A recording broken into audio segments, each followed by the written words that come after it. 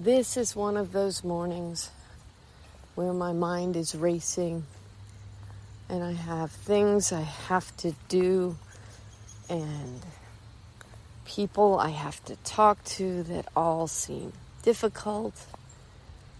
And I noticed when I started the walk today how distracted I was and how much extra difficult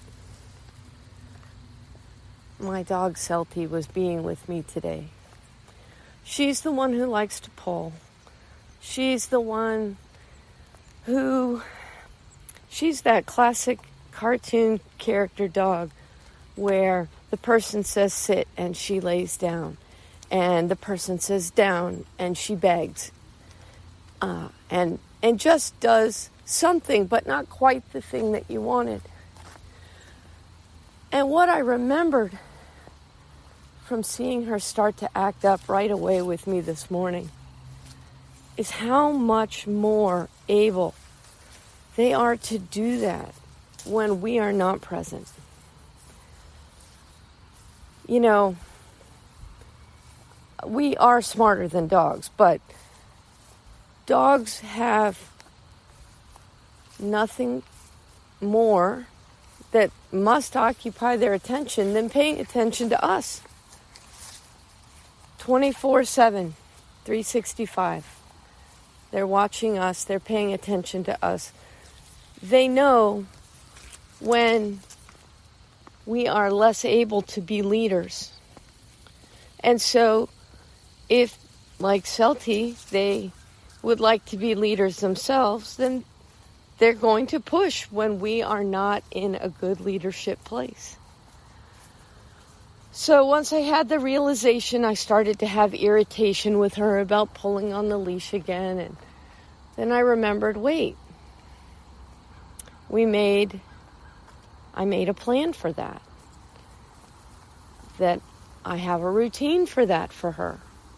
When she starts to pull, when the long line lifts off the ground in the middle, then I stop until she moves close enough to me for it to be dragging the ground again, and then I start walking again. She pushed me on it a few times, and then when she realized I was present again, she stopped pulling. I've had to stop on this walk a few times to show her that yes, in fact, I'm on it. But it really was a reminder of just how much they are tuned in to our mental state and how much our mental state dictates how they interact with us. And if you're having difficulty with your dog respecting your boundaries or doing what you've asked, then you may need to look at what your mental state is.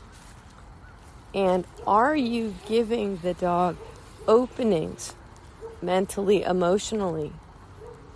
Are you giving the dog signals that the dog could interpret that you are not a fit leader today?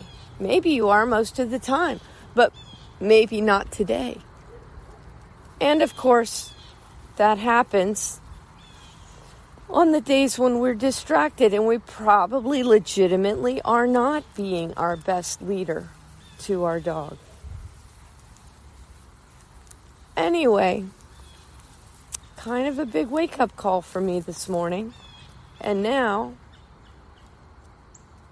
between the reminder about my long leash protocol for her and having had this little chat with y'all, I am more present than I've been all morning.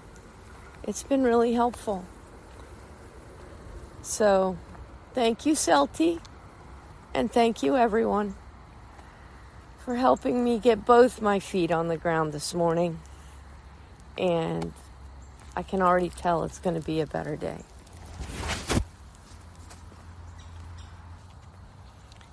I want to add a little footnote to today's walk.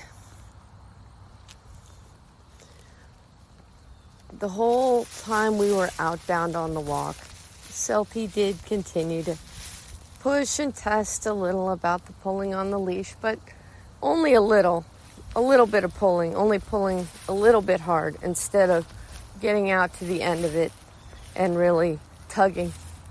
But what I'm noticing on the walk, on the way back to the house, she's not pulling. She's not pulling at all. She pulls on the outbound because there's new to see, but she's not in any hurry to get back home. She's not pulling because she's walking slower, and I think she's walking slower to prolong the walk.